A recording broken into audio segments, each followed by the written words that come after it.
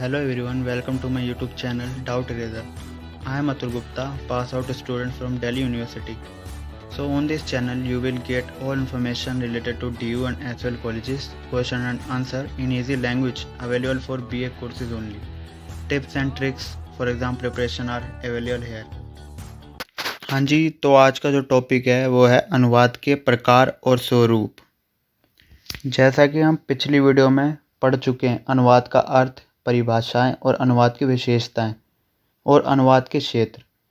तो जिन्होंने वो वीडियो नहीं देखी है तो वो देख सकते हैं हमारे यूट्यूब चैनल पे ही।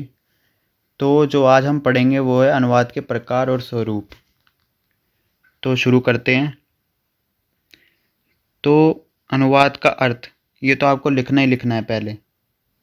तो अनुवाद का जो अर्थ है वो है एक भाषा में प्रकट किए गए भाव विचारों को ज्यों का त्यों दूसरी भाषा में प्रकट या प्रस्तुत करने को अनुवाद कहते हैं। और मैंने इसका दूसरा भी एक अर्थ निकाल रखा है, मतलब एक अर्थ की तरह लिख रखा है अथवा में। अगर आपको ये पसंद ना हो तो वो दूसरी भी लिख सकते हो। दूसरा है एक भाषा की पाठ्य सामग्री को दूसरी भाषा में उसके मूल अर्थ को नष्ट किए बगैर रूपांतरित करना अनुवाद कहलाता है।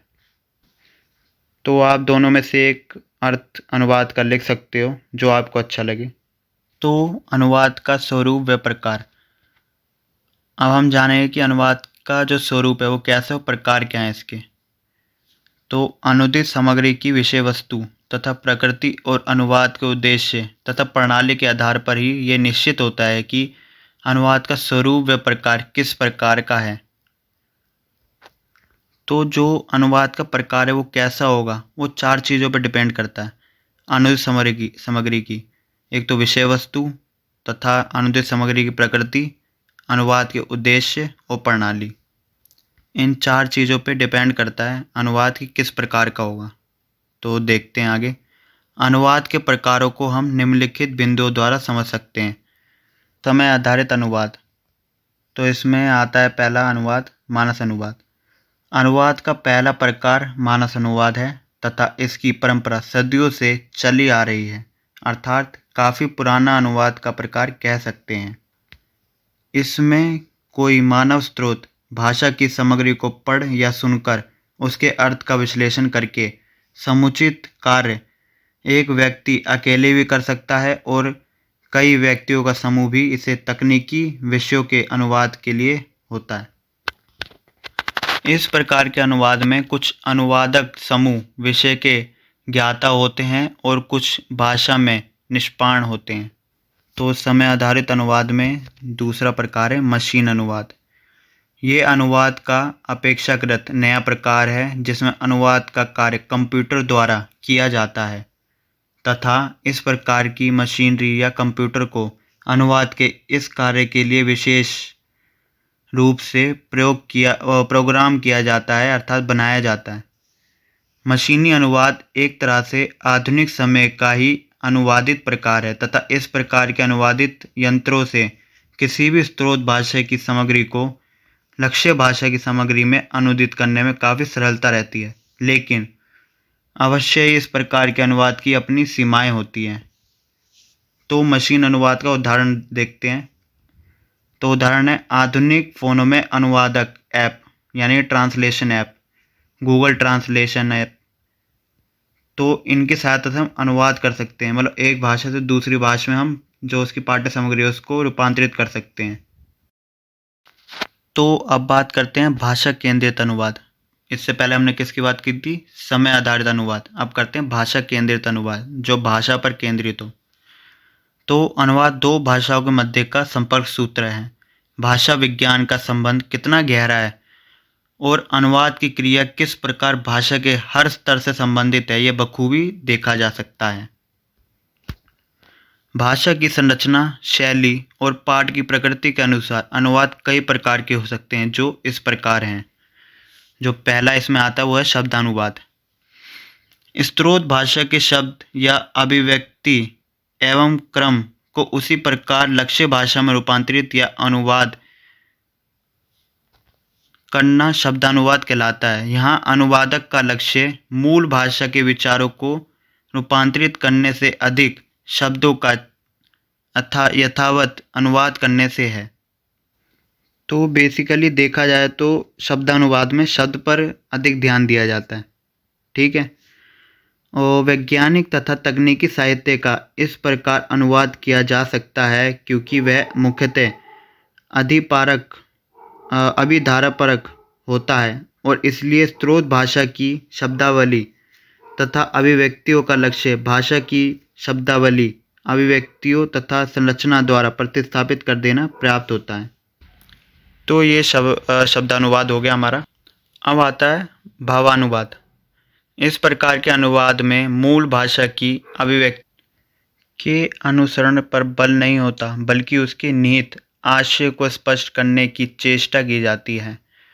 आसान शब्दों में समझें तो भावानुवाद में मूल भाषा यानी कि स्रोत भाषा के भावों, विचारों, संदेशों को लक्ष्य भाषा में स्थानांतरित किया जाता है।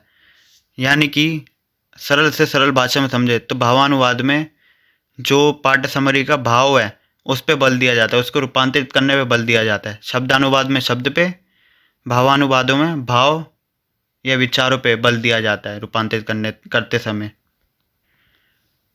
भावानुवाद मूल सामग्री के ढांचे से स्वतंत्र होने के कारण ये अनुवाद लक्ष्य भाषा की दृष्टि से अधिक सहज व स्वाभाविक भी होती है, किंतु इसमें सावधानी ना रखी जाए तो मूल भाव या मूल कृति की विशिष्टता के लुप्त हो जाने का भय रहता है, यानी कि खतरा रहता है।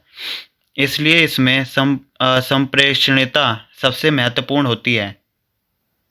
अतः शाब्दिक अनुवाद में अनुवादक का ध्यान मूल सामग्री की भाषा पर होता है, लेकिन भावानुवाद में अनुवादक का ध्यान लक्ष्य भाषा की शब्द रचना, वाक्य विन्यास, मुहावरे आदि पर होता है।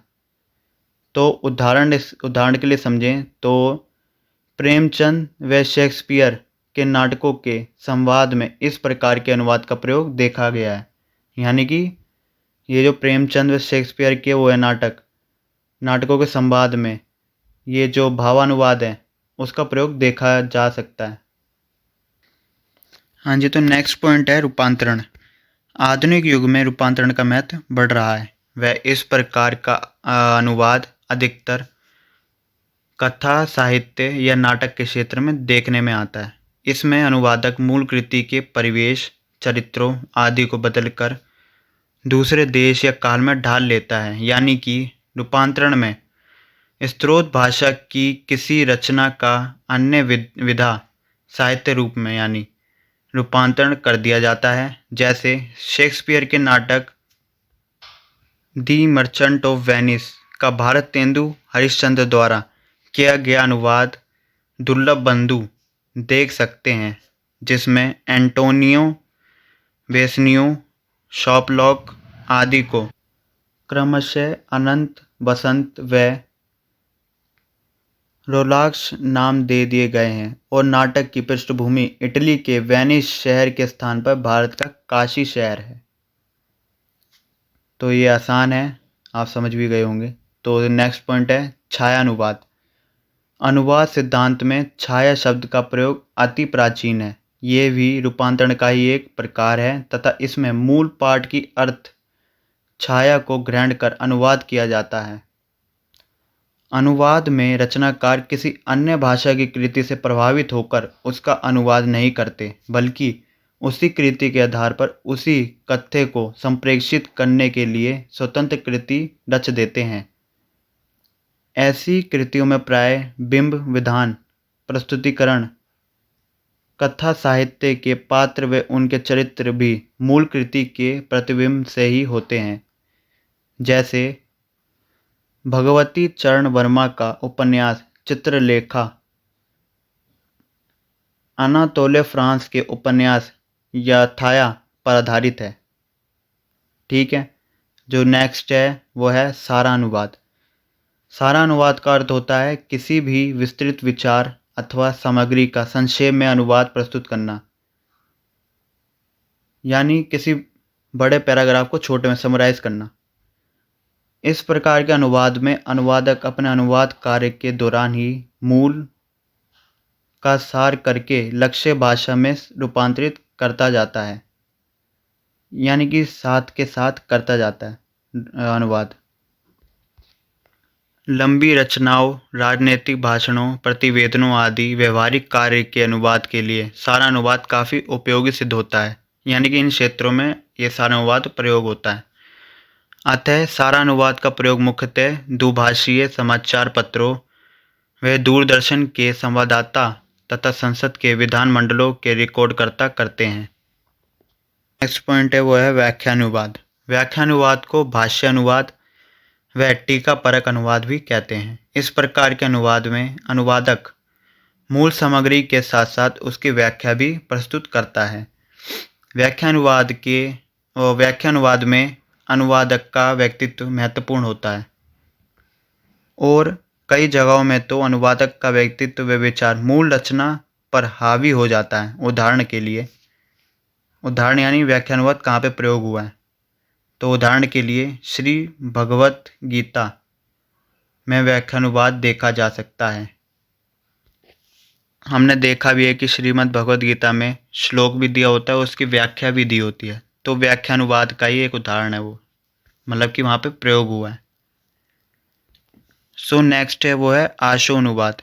आशु अनुवाद को वार्तानुवाद भी कहते हैं। दो भिन्न भाषाओं, भावों व विचारों का तत्कालिक अनुवाद आशु अनुवाद कहलाता है।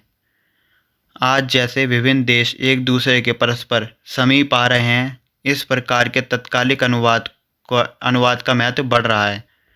विभिन्न भाषाभाषी प्रदेशों व देशों के मध्य राजनीतिक, आर्थिक व सांस्कृतिक महत्व के क्षेत्रों में आशु अनुवाद का सहारा लिया जाता है। ठीक है, तो जो नेक्स्ट पॉइंट है अब आता है गद्य पद्य पर आधारित अनुवाद। हमने पीछे पढ़े समय आधारित अनुवाद, भाषा आधारित अनुवाद। अब पढ़ेंगे हम गद्य पद्य पर आधारित अनुवाद। तो गद्य पर आधारित पहला अनुवाद गद्यानुवाद। गद्यानुवाद सामान्यतः गद्य में किए जाने वाले अनुवाद को कहते हैं। किसी भी गद्य रचना का गद्य में ही किया जाने वाला अनुवाद गद्यानुवाद कहलाता है, किंतु कुछ विशेष कृतियों का पद्य से पद्य में भी अनुवाद किया जाता है। जैसे मेघदूतम का हिंदी कवि नागार्जुन द्वारा किया गया अनुवाद गद्यानुवाद है। वैसे ही पद्यानुवाद, पद्य का पद्य में ही किया गया अनुवाद पद्यानुवाद की श्रेणी में आता है। दुनिया भर में विभिन्न भाषाओं में लिखे गए काव्यों व महाकाव्यों के अनुवाद की संख्या अत्यंत विशाल है। साधारणतः पद्यानुवाद करते समय स्रोत भाषा में व्यवहारत छंदों का ही लक्ष्य भाषा में व्यवहार किया जाता है। आज के लिए बस इतना ही। आज हमने जाना कि अनुवाद के कितने प्रकार होते हैं, किन बेसिस पे उनके प्रकारों को हम पहचान सकते हैं या हमारे द्वारा बांटा गया है किस बेस पे। तो असाइनमेंट्स में तो ये पूरा ऐसे लिख सकते हैं इतना लंबा, मतलब 3 बेसिस पे बांट के उनके पॉइंट वाइज, लेकिन पेपर में कितना लिखना है, तो पेपर में जहाँ तक है जो ये समय आधारित अनुवाद है उसमें 2 पॉइंट हैं, वो आप 2 पॉइंट लिख सकते हो पूरा। पर भाषा केंद्रित अनुवाद में काफ़ी पॉइंट है, मतलब 4-5 उससे भी ज़्यादा थोड़े पॉइंट हैं। तो आप 2, 3, 4, 5, 6, 7, तो आप 7 में से 3 तो लिख सकते हो पेपरों में भाषा केंद्रित अनुवाद में। और जो तीसरे बांट रखा हमने गद्य पद्य पर आधारित अनुवाद, इसमें दोनों आप लिख लो। तो आप ऐसे करोगे तो आपका समय भी बचेगा। और ये स्पेसिफिक क्वेश्चन आता है अगर कि अनुवाद के प्रकारों की व्याख्या कीजिए, तो आप लिखोगे पूरा जैसे मैंने बताया। और अगर स्पेसिफिक ही आ जाता है कि भाषा केंद्रित अनुवाद के प्रकार लिखिए, तो आप भाषा केंद्रित अनुवाद के सभी लिखोगे पॉइंट सातों के साथ, क्योंकि वो बड़े में आ रहा है स्पेसिफिक उसी के बारे में। तो बस इतना थोड़ा माइंड लगा के हमें करना है कि कितना हमें लिखना है, कितना छोड़ना है, ये हमें आना चाहिए बस। तो मिलते हैं हम नेक्स्ट वीडियो में, तब तक के लिए बाय एंड सी यू।